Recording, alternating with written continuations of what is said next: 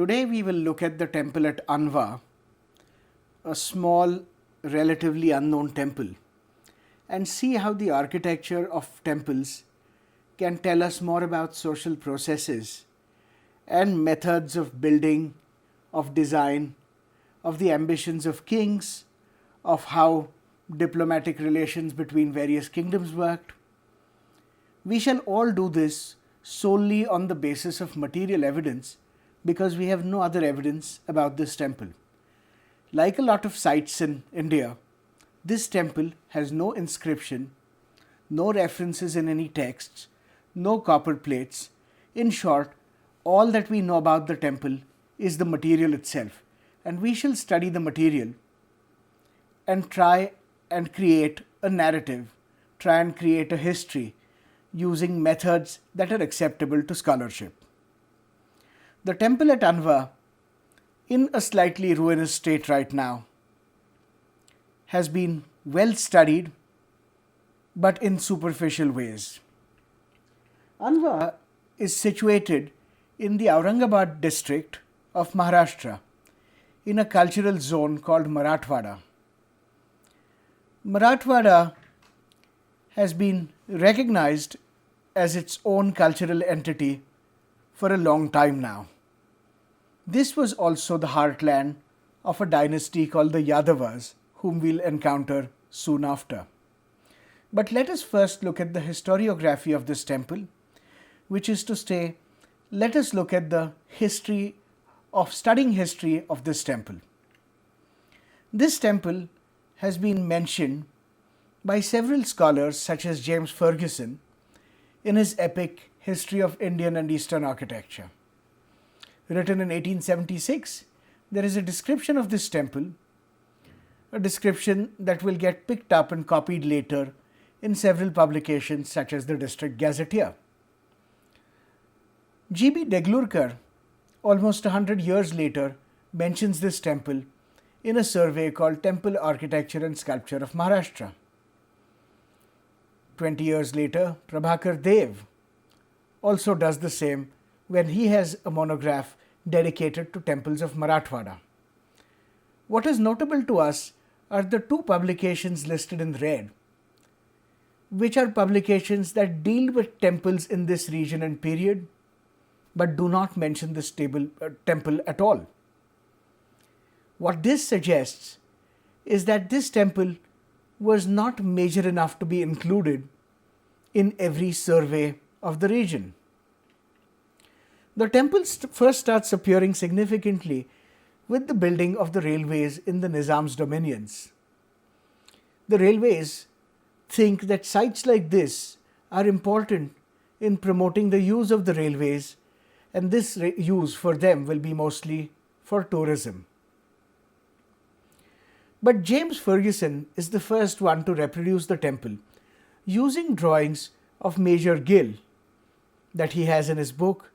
He talks about this temple as an important temple built in the Jain style, a claim that gets repeated by scholar after scholar. So, if you look at the extracts of what people have to say about this temple, James Ferguson first says, "This temple is plain in the center, and one of the most marked and pleasing features is of Jain domes, which are similar to those of Vimal Shah in Mount Abu." So he is talking of this temple and saying it resembles temples built in the 11th and 12th century in Mount Abu in Western India.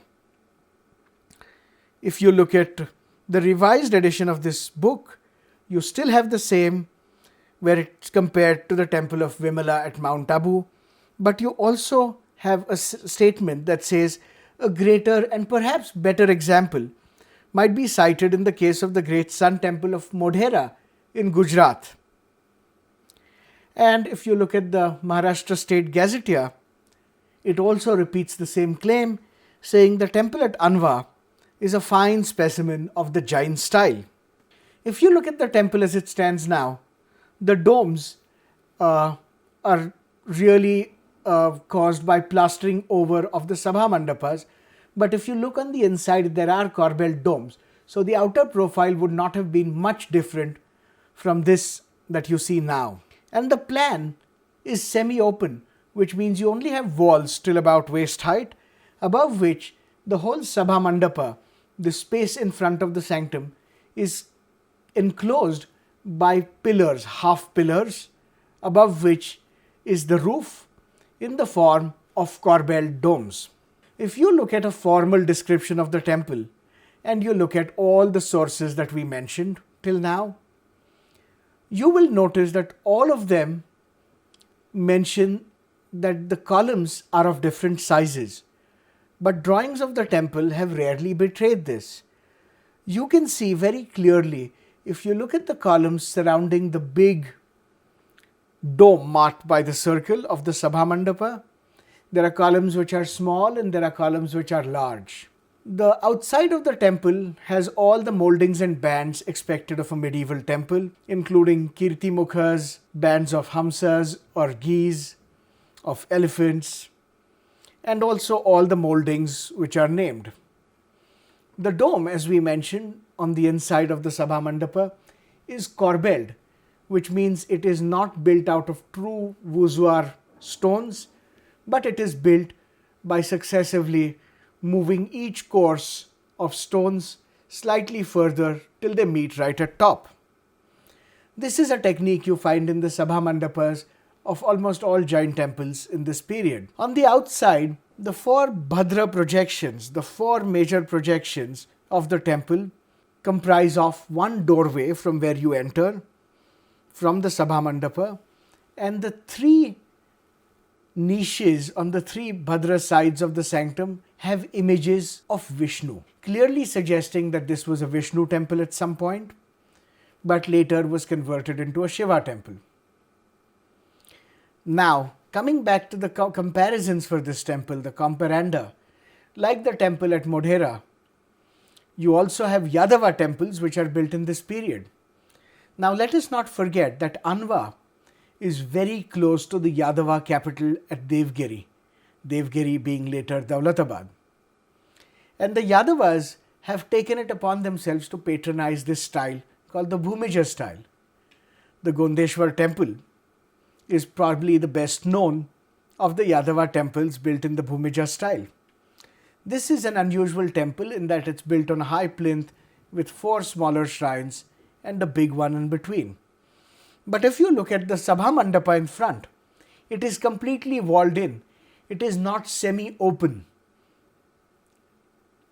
If you look at other Yadava temples, such as the one at Ambarnath, again in ruinous state, you will notice that the Sabha Mandapa in front does not have the semi-open pillar hall. It is completely enclosed. If you look at the temple at Satgaon, that is where you start seeing semi-open pillared halls. But this temple is closer to the lands of Gujarat. And so when people like James Ferguson keep comparing this temple to those found in Gujarat, particularly that of Vimal Shah at Mount Abu, it is not surprising, because the best comparisons for this Sabha Mandapa in front with a semi-pillared hall all seem to come from Gujarat at this period, whether it's at Modhera or the Someshwar temple at Kanoda. And so there is no doubt that there is some stylistic affinity between temples in Gujarat built in the 12th century and this temple whose date we are unsure of. If you look at Anva, it's built right in the middle of the territory which has Deccan trapstone, black basalt.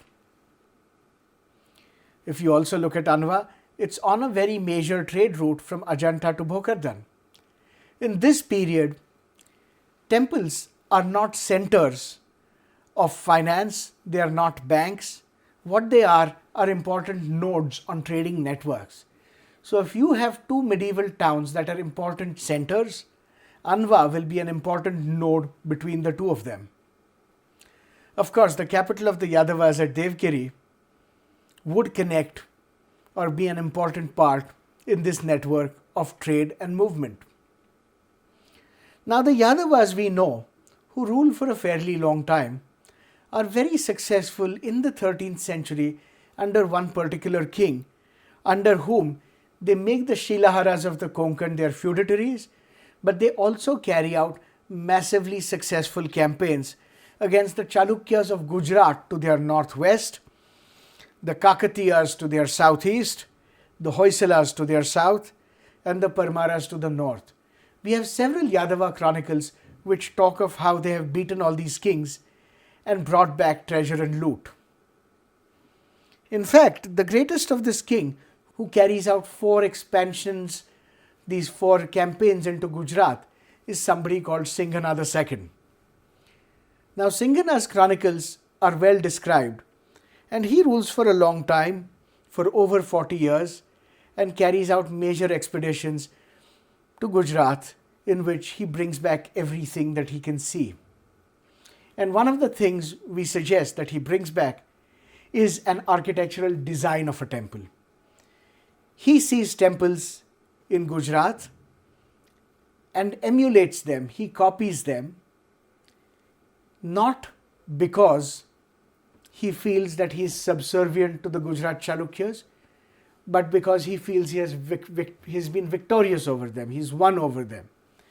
And one of the things everybody does when they win something is carry it back home. Giant temples in Gujarat are not mobile objects. You cannot carry home a temple. What you carry back instead is the design of a temple.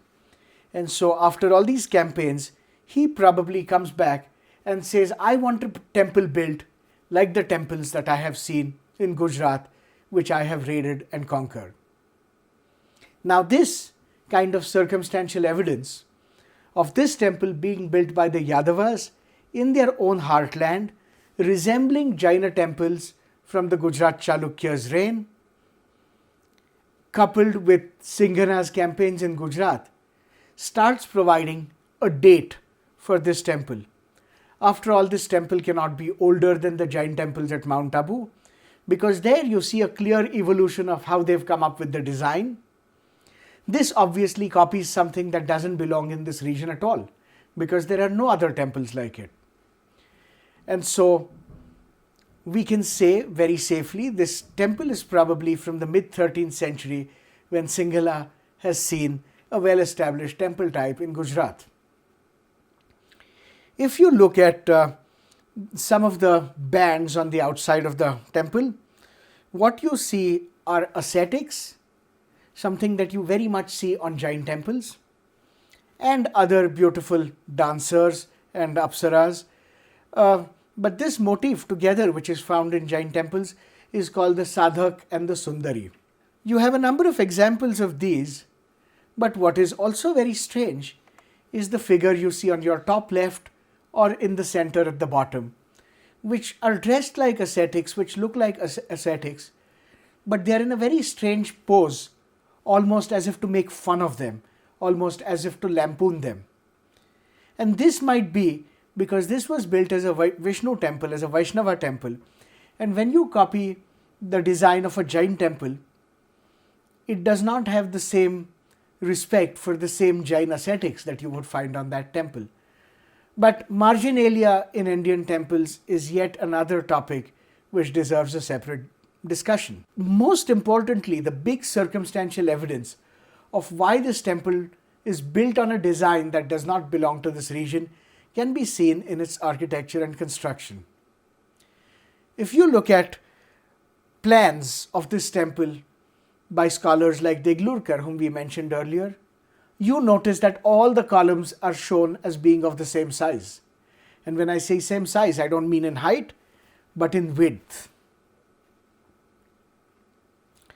Again, if you look at other scholars such as Kumud Kanetkar, all the columns are shown to be of the same thickness. Except for the archaeological report of the Nizam of Hyderabad, which portrayed the columns accurately, everybody draws the columns as though they were of the same size. But yet, everybody has noted that the columns are of various sizes, and nobody has thought that this was an important detail. So yes, they see it, they describe it, but when it comes to drawing it, It's not important. They just draw it the way they like. But when you go to the temple itself, the smaller size of the middle columns is so obvious. You can see two columns with a beam on top, and inside of them are smaller columns. As though this picture was not enough, here you can really see it.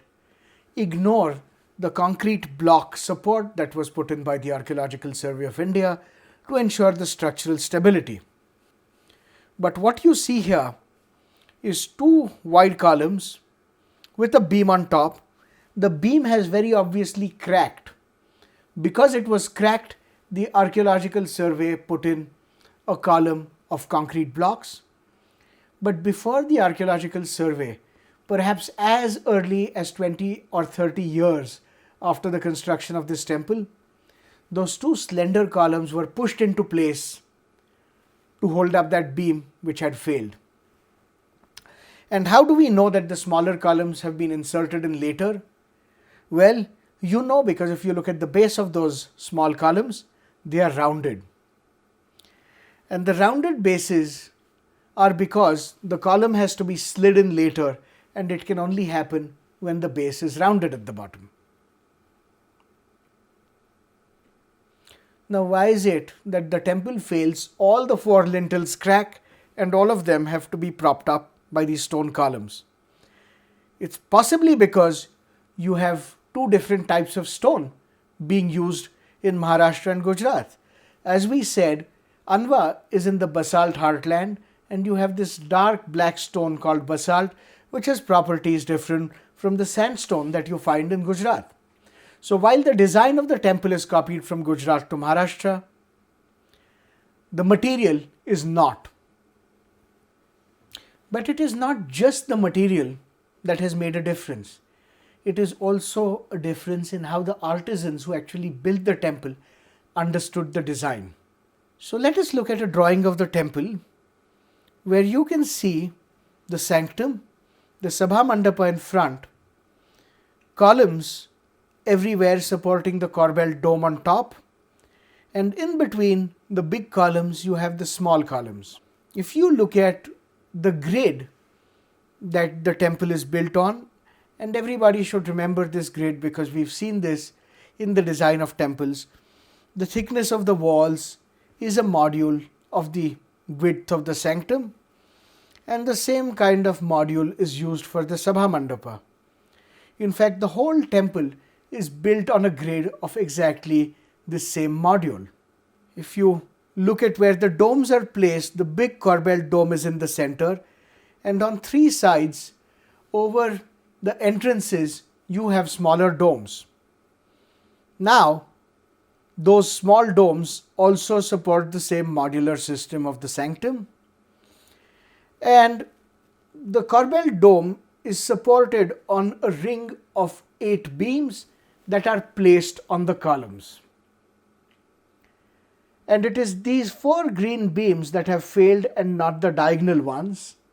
And they have failed because they support the weight not just of the big corbel dome, but of 2 domes, the big central dome and also the smaller domes on the sides. And so, here you have it. Circumstantially, we think it's built in the mid-13th century. We know it's based on the designs of the Gujarat Chalukyas, and we know that the temple has structural flaws. The reasons for this, we think, are material, but it's also the technique of local masons and craftsmen.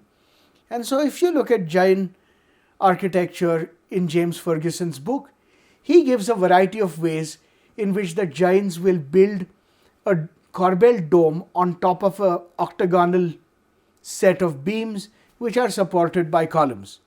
And he gives several drawings that you see here. And the drawings that James Ferguson gives are like what you see on your left hand side. You have 12 columns and you have beams placed on certain of those columns, and those beams form an octagon and you place a dome on it. Now, artisans in Maharashtra, in the Yadava heartland, who have been told that they have to build a corbelled dome supported by a grid of columns do not know how it's done. They're just told about it. And so what they've done instead is they have drawn a square of 4 columns and circumscribed a dome on top of it, as opposed to what the Gujarat Chalukya builders did, which was to take a square and inscribe a dome within it. And it is this basic difference in artisanal methods and habits that causes such a big gap between what happens in Gujarat and what happens at Anwa. At Anwa, because of a faulty understanding of the structure, the 4 beams on the 4 sides completely fail. As a result of which, you quickly need intervention in the form of small columns. Now, barely 70 years after the temple at Anwa is built at Devgiri, the Yadava capital, an enormous mosque as the Khiljis completely take over. And this mosque uses on its inside for the dome a corbelling technique which is very similar to that of Gujarat. And if you look at the plan closely, and these are plans from the archaeological reports of the Nizam's dominions, you will see that the way in which the dome is arranged on those columns is very similar to what you see in the temple at Anwa. This goes to tell you that artisans, craftsmen, builders and architects have fidelity to the region, to the material that they build in, and also to the techniques that they use. The fidelity is not towards religion or the kind of architecture they're asked to build. Whether it's the temple at Anwa or whether it's this mosque now called the Bharat Mata Mandir, it doesn't matter, because they're going to build in ways that they know best. And these ways involve local material and local construction techniques. It doesn't matter if a design is imported from Gujarat. You build in ways that you know best. And therefore, what this shows us is that there is a big difference between what happens as design and what happens as construction. We know that the design for both the mosque and the temple come from Gujarat. But we also know that they are both constructed by local artisans, because design is given by people who can read and write, who are literate, who travel. It is a top-down approach to architecture. People who build do not travel as much. They are rooted. They have learnt not because they can read and write, but because their father has taught them as their grandfather. And therefore, how they learn is through action, through gesture. Whereas people who come with designs are thinking about them. It's theoretical, it's philosophical. And therefore, these two traditions come from very different social classes. The designs are recorded in texts, but the construction knowledge is recorded within the building itself. We can read so much into this building because the building has a story to tell. We do not have the text, we do not have the inscription. There are a number of differences between this binary of design knowledge and construction knowledge. And all this can be seen in the temple at Anwa and the mosque at Daulatabad. But here what is very important is to note that artisans will build for every ruler, irrespective of religion, class, creed. Artisans will be true to methods of construction that they have in their own region. They will learn things from their grandfathers, and so if a new design comes in, a lot of times they will not understand how the new design works, but yet they will try to build it using their own traditional techniques. Most importantly, what this case study should have shown us is that a piece of architecture can reveal a lot more than a text can. If we had a text that said this temple was built in the 9th century by such and such a king, we would believe it because it was written. because we privilege top-down information. We privilege the text. But here, in the absence of any text, we have the material speaking to us, and material histories never lie. A temple has been put together by artisans, and if you can learn how to read that and take that apart, you can learn everything about that architecture. Thank you.